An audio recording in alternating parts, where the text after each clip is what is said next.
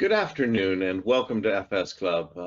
I'm Michael Mainelli, based here in London, and I'm delighted to have what we call Community's Chest, which is when we invite somebody who's a member of the FS Club community to talk about what they're doing and what they're up to.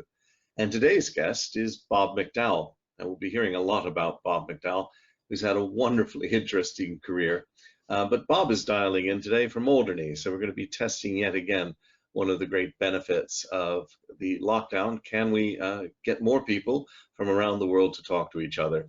So looking forward to today, and we're going to be talking today obviously about anthropology and technology, complementary aspects of human behavior, which of course leads us on quite naturally to the idea that even this type of video conferencing webinaring is changing the way in which people interact. Anthropology, of course, being the study of man itself. And the study of man itself is supported by all of our sponsors, and we're delighted to be able to run these things because it's only thanks to the tolerance, generosity, even of our sponsors, that we're able to rage so widely and freely across technology, economics, and finance. Now, today's agenda is slightly different than the traditional FS Club webinar, where we're trying to get a point across and debate it for 20 minutes. Bob is going to share with me really the story of his life, but along the way, we're going to be looking quite deeply at anthropology. So what's it got to do with technology? What is it as a field of study? How does technology viewed as a social tool? And then we want to talk about kind of where do feelings fit into all of this? So it's going to be quite a rich discussion over the next 45 minutes. And I would like it if you would please feel free to send in to me any questions via the chat room. Now, this is going to be recorded, and yes, the slides are going to be available, but more importantly, any of your questions and comments will be fed through to Bob, and Bob will have the opportunity to answer them because they will be sent to him with your email attached. So please feel free to contact Bob, to thank him, to critique him, to point him to new resources as we go through, and that'll be picked up afterwards. Now, one of the things we wanted to do before we got going was to just have a short poll, really to explore with you, what you think about anthropology before we get going. So I'd like you to answer the following question about the relevancy of the research. How relevant is the research and data produced by anthropologists to improving our understanding of people's behavior? Is highly relevant, not relevant, or marginal, or you just don't know? Bob, as you know, because Bob is one of the great questioners in our audience, you've heard Bob in the background yourselves. Bob knows how opinionated we all are, so we're going to close this one with virtually all of the audience having voted and share those results with you. And as you can see here, Bob, a large group of people are very supportive of the relevance of anthropology to our understanding of human behavior, and yet there's a fairly good chunk of don't knows, but nobody seems to be, not many anyway, seem to be really believing that it's irrelevant, which I guess is a pretty darn good start for you. That's quite comforting, Michael. Quite comforting indeed. Good. So let's get cracking, really, if we can, with a few thoughts really about anthropology and technology. Bob, what sort of drew you into this? Why would somebody like you, who's got a background as a lawyer initially, and then a politician, and then a financier, and a journalist, well, why do you think anthropology is relevant? Well, I got drawn into this, Michael, because I was treasurer and then president of the Folklore Society, and indeed you'll see on Pamphleteer a number of blogs I've written on folklore and finance. But I broke a deal whereby the Folklore Society moved in with the Royal Anthropological Institute into its establishment, and the director of the Royal Anthropological Institute asked me if I'd like to come aboard on the finance committee and chair the fundraising committee, and so that's how I got involved. They've even made me a fellow of the Royal Institute of Anthropologists, so I'm flattered. And in the early days before you got going, you studied law at UCL originally, is that correct? I studied law at UCL. It was a, dare I say, it was almost a slacker subject in those days. It wasn't as pressurized. Everyone got a job when they graduated, and it was a more leisurely existence. certainly compared with what law came to be 20 years or so later. Hmm. Now, what does the Royal Anthropological Institute actually do? It is a learned society which promotes the study of anthropology worldwide. It has a worldwide membership, which I think is very helpful, very important in terms of setting the context of anthropology. Um, Anthropology has not always been at ease with itself, Michael. Uh, it, I suppose, was one of the first disciplines to come up against what one might call the issue of colonialism. Up until the 1950s, 1960s, there were a lot of anthropological studies of remote civilizations, remote tribes, you may say, who lived in a more primitive surroundings. And governments used to use these studies to determine how they might either integrate or, as they would term it, upgrade the lifestyles of these people. In the 1960s, there was a lot of agony amongst anthropologists because they felt that their studies had been manipulated or used for political purposes. So there was a great deal of angst. They tried to reset the context of these studies. It also meant that perhaps there were less people, dare I say, from Western Europe and the States who went to study and lived with more remote communities. And indeed, some of the remote communities became less welcome to Western anthropologists coming and looking at what they did and how they behaved. So the anthropology is perhaps not quite at ease with itself as it was 50, 60 years ago, Michael. Just covering your background, if we could, before we come back to some points here, Bob. You know, you've combined a lot of your work with politics. Frankly, you were a former member of the States of Alderney, and in that role, as I recall, I used to say that you were sort of the prime minister because you were chairman of the Policy and Resources. You're also, of course, involved with Conservatives Abroad. Has anthropology helped you in any way in those roles? It should have helped me more than I have adopted it, frankly, Michael. I tend to be too fixated on what should be the political achievements sometimes, rather than understanding some of the people. And you very rightly put up this next slide. Anthropology is the study of people. And what a wonderful quote. Well, it is the study of people, and yet it comes with bias. I mean, I myself was surprised when I was doing some research on the face stones of Yap to find really quite sophisticated anthropological documents from the late 1800s by a group of American observers who had written quite scientifically. But then anthropology, of course, fell into, well, frankly, racism and ethnic typography, and that was you know, very much before, well, just after the First World War.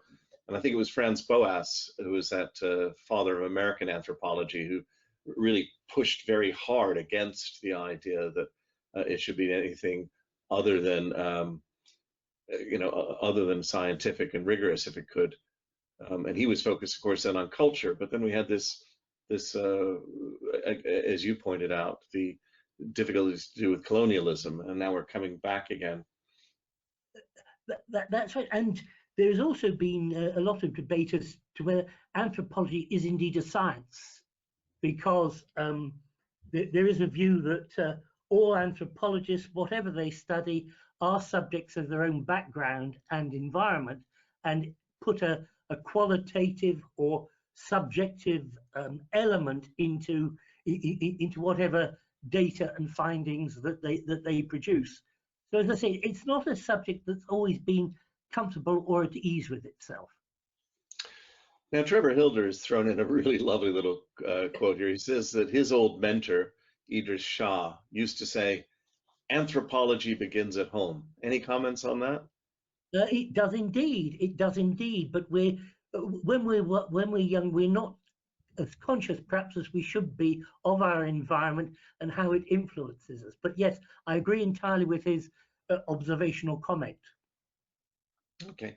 Now, one of the things I've picked up over the years is the huge variety in anthropology. I remember some really interesting work. I was looking at Harvard on what was called ethnobotany, which was a hugely popular topic just after the war. Well, you know, and as you dig into just so many, maybe you could expand on some of the branches of anthropology and perhaps speculate on why there are so many. Yes, I mean, let me start with forensic and medical anthropology. Interestingly enough, the Royal Anthropological Institute certificates those who can practice forensic and medical anthropology and helps write the books and guides for the courts, particularly coroners' courts and the like, who have to address some of these issues. So that is a particular strain that has developed over the last 40 or 50 years, and quite prestigious. The current president, Sue Black, is a forensic anthropologist, interestingly enough. If we go on, you have things like linguistic anthropology, which looks at languages and their relationship to society and people. You have the archaeology anthropology, which really looks at the buildings, the ruins, the artifacts, and so on, which came from studies and digs, and how we interpret human action, human behavior with that. We even now have business anthropology, which I suppose is where we would talk about technology, is where anthropology can help business with understanding, analyzing, and delivering in the best way to assist human behavior. For example, Mars, the confectionery people, believe it or not, employ 80 anthropologists. Mm. Whether they influence the design of the bars or the I don't know, but clearly some businesses regard the input from anthropology as very helpful to their business and its mission. Well, we've had a number of anthropology discussions here on FS Club. Melissa Fisher on sort of the workplace, or Gillian Tett last year on anthrovision. So we're very much into this. But the kind of the study of man is almost every study. And Trevor Hilder makes an interesting point again. Is this proliferation of subdisciplines caused by the anthropology of academia? Yes, and again, he's making a very interesting observation. Anthropology is taught at about 40 institutions in the UK, and interesting enough, on a global basis, about 5 of those institutions come into the top 20. Typically Oxford, Cambridge, UCL, LSE, Edinburgh. But one of the challenges I think academic anthropologists have at the moment, as with a lot of all the number of the social sciences, is humanities, is what is their current role from a funding point of view. They're on the defensive, because there have been a lot of cuts in humanities. Those who fund say, well, what is the value? What is the future? What is your subject delivering? And that has made them very, very defensive. I think the other thing, and I don't really want to get into politics, but there are some anthropologists who take a very extreme view of anthropology, in the sense that it is there to provide data, statistics, and so on, but not solutions. I have irritated a number of presenters of different aspects of anthropology on Royal Anthropological Institute webinars, where I say, great data, well analysed, but what is the solution? And I've had various responses to the effect that some say, well, that's not our job. Some say, well, I want nothing to do with the commercial world. So it really it really, academic anthropology has in my view, a big challenge as to what it is there to deliver. And as a result of that, I think it has to set more of a pathway for those who go in to study anthropology. Not everyone is going to be an academic. Not everyone wants to work for a not-for-profit organization. Not everyone wants to be a teacher.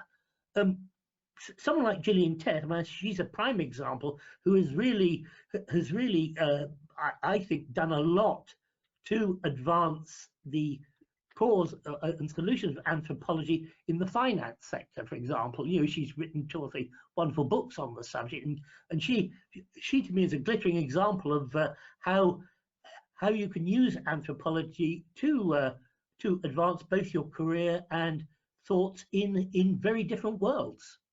Mm. And Bob, I'm going to move on to technology in a minute, but Charles Vermont prompts me here. Charles and I have both read a very interesting book last year. It was by 2 people, David Graeber, who is an anthropologist, and David Wengrow, an archaeologist, and it was called The Dawn of Everything, A New History of Humanity. Now I remember doing, believe it or not, a course in archaeological anthropology, which was almost up this street. And I was really quite surprised in doing the course at how strong the narratives were that I had to basically comply with. For example, we were taking shards of pottery from the American Southwest, and the idea was that they would always go in terms of increasing design complexity, which flies in the face of what you know if you've ever looked at kind of Swedish design or Scandinavian design, which is all about simplicity. So obviously Scandinavian design preceded the Baroque era, if you're digging it up. Now they said that they drew attention to the enormous diversity of early human societies, and they were really quite stunningly critical of this idea of a linear development from primitivism to civilization, the idea that we went through, you know, first we were hunter-gatherers, then we were farmers, then we needed to move into complex irrigation systems, and therefore the only society that you can have is today's society. Charles and I would both be curious what your thoughts are. Do you accept those points? Did you find them interesting? I mean, they're interesting, but I think there should be much more lateral analysis of the different studies and that come out of examining different societies at different stages. So it's a jigsaw, if you like, rather than something that comes together and evolves as one concept. Yeah. Okay. Well, we could, just as we say technology is a social tool, we should say anthropology is a social tool as well. Now, Aaron Brudian, who's writing in from Toronto, believe it or not, has a good point. He says that anthropology used to be a source of key concepts used in communications science, cybernetics, and other high-profile disciplines. In the mid-20th century, Gregory Bateson defined information as the difference that makes a difference, which is, in many ways related to and slightly different than Shannon's view of how this works in terms of valuing information. Bateson also coined the concept of framing. Do we still have concepts in anthropology that we can now start mapping into other social sciences? I think the concepts have been fragmented over the last 20 to 30 years, Michael. I think that comes, I think, because of academic pressures, which, dare I go as far as to say, in some aspects of anthropology, people are taught what to think rather than how to think. Actually, I think that can be damaging. It doesn't help that breadth of thought and breadth of creation. So I have some concerns in the academic field. Interestingly enough, I would draw a distinction between what I call Western Europe and the US and the Asia Pacific region. We have a number of eminent anthropologists who are members of the RA from the Asia Pacific region, and they have in my view, they have a much greater breadth and acceptance of a wider range of concepts than perhaps we do at the moment in Western Europe and the USA. Okay. Well, let's turn to this aspect, in fact, the core of this discussion about the complementarity between technology and anthropology, and narrow it down a bit, because we could go on widely ranging. Yeah, that's what anthropology is, unfortunately, Michael. Now, a lot of people, make these examples of where anthropology hasn't been brought in, or sometimes it bleeds into almost human factors. There's been a lot of discussion about, for example, so many studies and tests being done on men that women aren't incorporated into them, and therefore we have suboptimal designs in many cases. Do you want to expand on some of that? How can anthropology really help? I'm building a software system. I should call up my local anthropology department? Well, I think people who design systems, who the algorithms, the protocols, and so on, they have a certain both social and academic background, scientific background, and that inevitably influences how they put the technology structures together. No criticism of that. That's how people are. But it can be helpful if they think about, well, where is this technology going to be used? How is it going to be used? How is it going to be?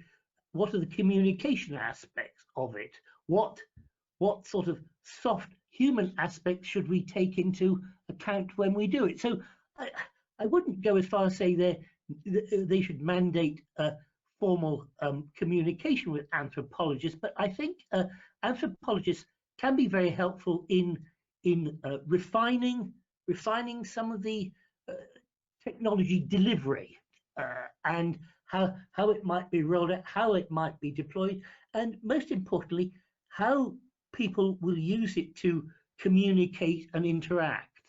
And without going into a long debate on social media, social media has perhaps evolved without too much thought of these human matters.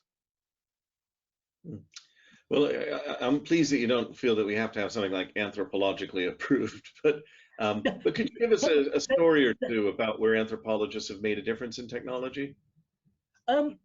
Yes. I think the particular. I mean, in some of the food areas, interestingly enough, they do use anthropologists to look at how people might respond to particular kind of advertising for food, how the food may be presented. So it's been had some success in the food industry. You might say in some aspects of finance as well. And again, I go back to Gillian Tett, who perhaps is the cheerleader on that. But I'm not sure this had much impact yet in technology. And I would suggest that obviously the advancement of AI, however you like to define it, Michael, is perhaps the ideal opportunity to bring in anthropologists, and it will help the people who are designing, who are promoting the artificial intelligence. If it had a human aspect, humanizing technology, I suppose we'd call it.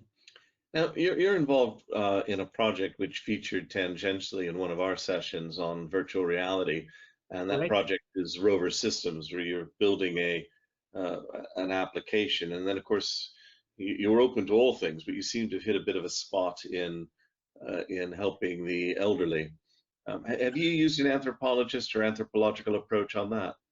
No, we haven't, but we have used one or two people in the social care sector who have an anthropological background, and it does help with the understanding of how more elderly people may like to use it, and also what captures their interest and imagination in it. So discreetly only at this stage, but I think we could probably use it much more extensively as we progress with rover systems.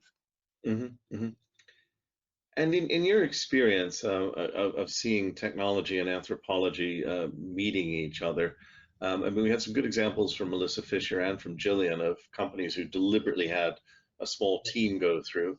Do you see the idea being that one should hire anthropologists in the way that they should be on call all the time, or should they be being brought in as kind of project consultants, or how are they best deployed? I think it's more as project consultants, Michael. All right, one or two companies do have anthropologists as full-time employees, but I think it's more consultancy, particularly once you've developed the system, as you're going to implement it and review it. That's where anthropologists can indeed be helpful. And one of the things we're doing at the Royal Anthropological Institute as part of an educational platform that's being rolled out is to offer anthropologists to engage in commercial and educational projects where the background in anthropology may be helpful to give perhaps an additional perspective on the project or the subject. So very much project based rather than someone permanently hovering on in the company. Now, one of the big, popular things came out of Richard Thaler's book Nudge, and I notice anthropologists frequently using the word influencing, expression influencing behavior, not changing behavior, if you see what I mean. There's a very fine line between them, if I may say so, Michael. Well, go on, expand on that. I'm kind of curious. Influence influence is very powerful if for example there's been a research project done, whether it's observational, collecting data, talking to people and so on, and if you come up with a wodge of data or results on that, then it, in my view, it becomes more than influencing. It does cross that line, and particularly more publicly sensitive areas, it can sometimes have a greater influence than it probably should. Now, Paul Phillips has a question, and as both a conservative and an anthropologist, does Bob rejoice in the differences, diversity in the modern parlance in us as people? And how do you square that with the fact that anthropology, practically applied, is trying to manipulate people sort of as objects in a way? Yeah, it is. I regard anthropology as an intellectual study rather than a human cause in which I'm engaged in, frankly, Michael. So if you like, I split my personality between my conservative with a small and a big C, and with my intellectual inquiry, and I think it's helpful to be able to do that. Quite a lot of anthropologists I've met they've engaged too much the intellectual study with their dare I say social and political motives, and that in my view can perhaps, I shouldn't go as far as colour your judgment, but it puts you on a particular subjective path. So, okay. Well, turning to deeper into the point about technology. Now, technology has really changed interactions. I am on Signal and WhatsApp with family members. I'm talking to family members thousands of miles away, pretty much as if they're sort of around. I just can't quite see them. We swap jokes on a basis we never did before. We could have on email, but we didn't. But it's moving in that direction. You and I are holding this over video conferencing, as mentioned earlier. Corporations are now struggling with how to handle their workforces. Should they all be in? Should they only be in on certain days? Should it be free flow? There's a lot happening out there. Let me start with a question. Does technology disproportionately influence the development of young people today?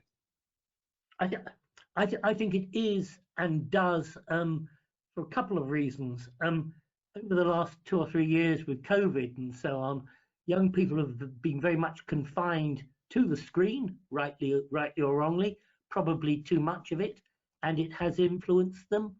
Clearly, games played online and so on have influenced them, and they've also communicated to their friends and colleagues very much online and through social media. So I don't think they've been able to get out and get enough fresh air, figuratively as well as physically. So I think it is influencing them too much. Now, maybe that's an old man talking, Michael. I'd welcome any young viewers to send me in any questions. Okay. I think the other thing that has happened is, we're talking on Zoom or Teams or whatever, and I think with this we are managing to interact very relatively casually for a screen-based dialogue. A lot of them have to be highly choreographed. They are not the appropriate medium to, dare I say, shoot the breeze, have necessarily a relatively spontaneous discussion or interchange. And I don't know whether that can happen. It's very good for dispatching issues quickly, but it's not good for the broader, more philosophical, more strategic type of discussion. Well, I think that's a really interesting insight in the sense that, just look at you and me here. We're having a casual chat on Communities Chest, in which we've arranged the date. We've gotten to speak about all sorts of things. We've pulled some slides together. We've structured the discussion, and this is considered free flow. Well, absolutely. It's very spontaneous for an online. An FS Club online webinar. That's not the adjective that came to mind, but yeah, and exactly. And I see people struggling. Yes. I struggle myself with, is this best done as a Teams meeting or Zoom? So there's the technology bit. Is this best done allowing people to sit in large groups? So it's sort of hybrid. What happens when I have a very large group but a few people dialing in? Is that a good thing or a bad thing? These all now are becoming set pieces, and I personally expect us to evolve more terminologies, like I don't know, MLPS, multiple level personal screens or something like that, where we go, oh, that's an MLPS meeting, and we're structuring our encounters in ways that we never did before.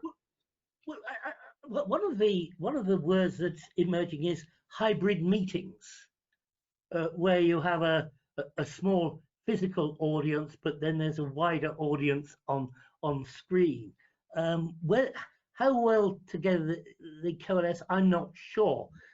It does make it easier to have a larger meeting that way, but the sort of face-to-face dialogue, where it's around the boardroom table or the desk, is very different from that sort of formal online where you put your hand up, or you put you put something in the chat room to gain attention. I think the person who chairs that meeting is almost like a conductor of an orchestra. It's very difficult to get it all to play together effectively. And I guess one of the things that I've noticed, is how much technology itself is being influenced by humans. So it's something here like this screen, which is showing all of the emojis. As I pulled this together, I realized that I had always blended emoticons and emojis. But emoticons are strictly the text-based ones, where you represent sort of sideways with a colon and a right bracket, a smiley face. And these are actually the emojis, which are the symbology of it. We keep trying to get human emotions and feelings into all of these subject areas, but do you think we're doing a good job on that? I think a mixed job. I think one of the things that we are more attuned to as we come out of COVID is some of the issues with with working exclusively on screen, everything from some of the physical aspects to the sort of isolation, sometimes the lack of motivation. So we're getting more sensitive to that. I don't think we've come up with all the solutions.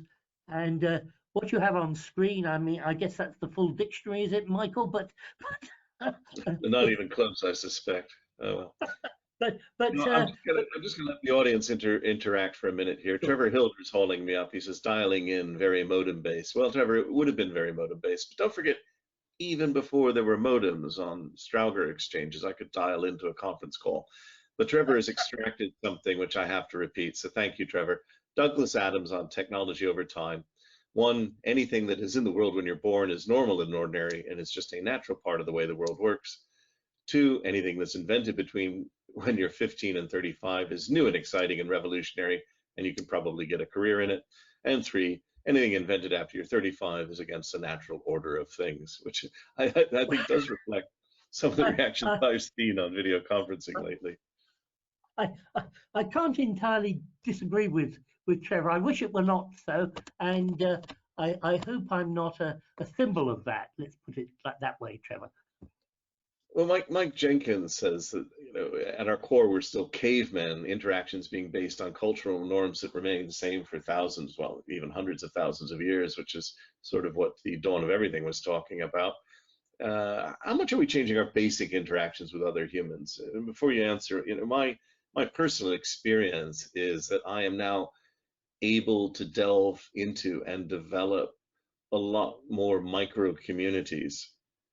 If you take London, one of the great things about London is you could pick just about any subject and fill a room with 20 people who could discuss it in a way that you probably can't on Alderney, you know. You know, but now I that's not necessarily an advantage, because I can have those discussions more frequently, even with people in London, because we don't all have to physically travel to get there. We can incorporate outsiders in those discussions, but we can pick a very thin area where there are 30 people in the world who want to have that discussion, and we can host it. So I'm seeing my sense of communities, plural, changing. But what other changes are you observing? The other changes are, I think there is an efficiency, I think, which can be gained through dealing with the individual communities or segments. So I find I'm able to switch from this to that, not just in terms of discussing a particular issue, but also mentally. I find it easier to switch from, let's say, something like this to I don't know, talking about VR or some of the financing stuff I'm engaged in. So I find it easier to swap using the technology delivery than perhaps I could have done if I had to, you know, go around London from particular meeting or location to location. So in that sense, it's been very, very helpful. What it can do, of course, is make some people have become more introspective. Some would say less focused, but more introspective. They've become more, dare I go as far as saying, obsessed with particular issues. And I think if you work in isolation and remotely, that is a trap you can fall into. Okay. Now, you opened up by saying that anthropologists needed to be providing solutions, and I've got a few comments here that I think are interesting. So Charlotte Dalbarashi is asking, well, whose job is it to find the solutions then? And I think that, you know, Paul Hammer is also saying here, if the anthropologist is engaged at the point when a project's going live, isn't that too late in the day to be able to influence the solution? So shouldn't consultation be earlier? And Carolyn Roberts asking, you know, can you explain what insights an anthropologist might bring to a tech or comms project that a sociologist or a psychologist could not? Well, first of all, sociologists tend to deal with groups rather than the individual or collection of individuals. So anthropology approaches things from a slightly more segmented view. Secondly, if you bring anthropologists in at what I'll call the technical and design stage, they may be able to give you some personal views, but I think they need to see the technology, the system, the application as a whole to make more meaningful and constructive observations. Hopefully that doesn't, they're not such that you have to go back and unwind the whole project and start again, but it is much better to observe the whole rather than the individual components. Okay. When it comes to thinking about the use of anthropology on things, Michael Dury has a good question. What could anthropology, for example, do about the lack of truth on the internet? I think it could help analyze the motives, the thoughts, the characteristics behind the people who put up inaccurate information, false truths, rumors, and so on. And why they have an anonymity, and of course anonymity means you can make your opinions, your thoughts known without disclosure of your own identity. And I think anthropologists can help people examine why they do that, why they don't disclose their identity. Is that insecurity? Is it lack of confidence? Also, a lot of the thoughts are, dare I say, spontaneous. They're reactions rather than properly thought out and analyzed responses. And I think anthropologists can almost help people go examine their behavior traits as they put their messages on social media. Very good. Look, I'm just going to launch a poll that you wanted us to ask about how can anthropology make itself more relevant to society. And while people are answering that, I just wanted to raise a few points of my own on really the academic anthropology discussion we had earlier. One of the things I find interesting is that standardized theories are falling in a whole host of areas. So Graeber's Dawn of Everything is one good example. Another one, of course, would be recent advances where the James Webb Telescope is now questioning whether or not Big Bang actually worked the way that we think it did, if it was actually real at all. String theory seems to be falling apart. So, and anthropology has been through two crises, as we referred to earlier, the one to do with over ethnicity and racism, and then secondly on colonialism. What are sort of the theories that you think need the most examination now? I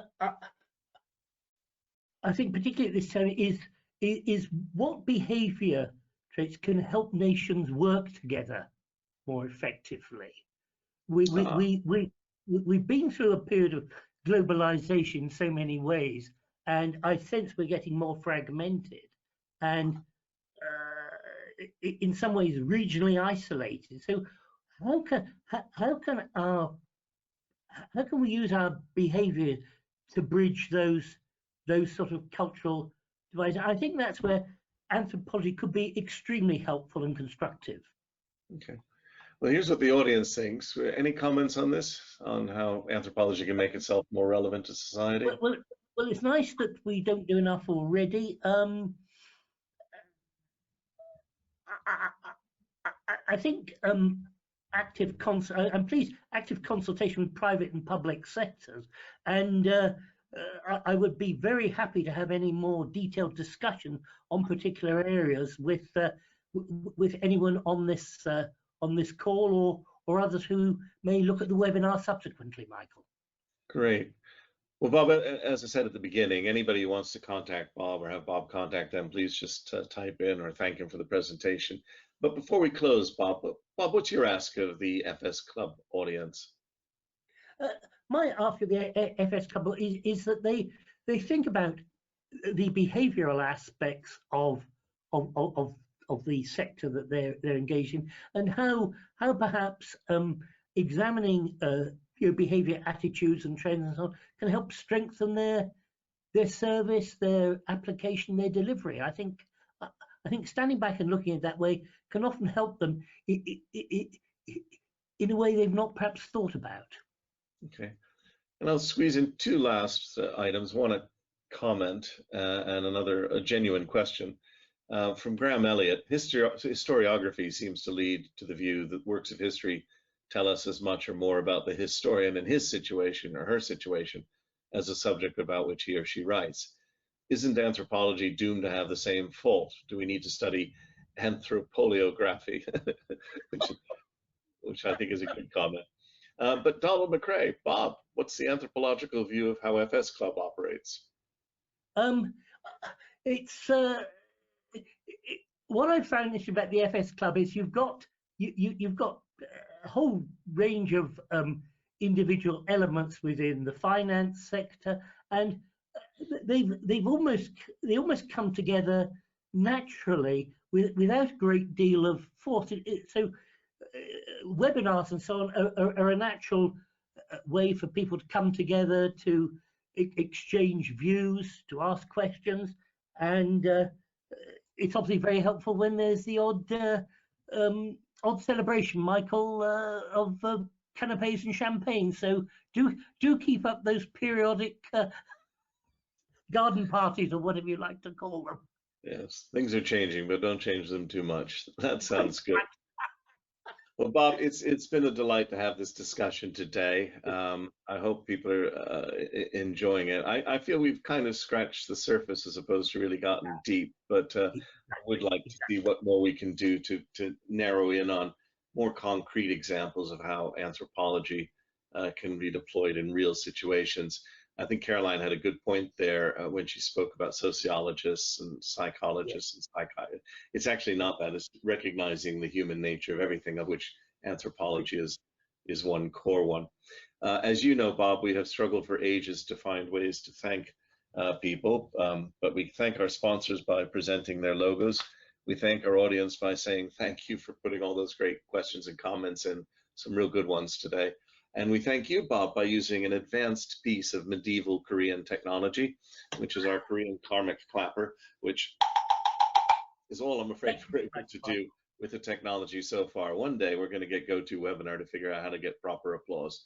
But thank you very much for coming, and we look forward to you as a member of the FS community remaining with us and coming on again many times. I look forward to it. Thank you very much, and thank you everybody for joining us.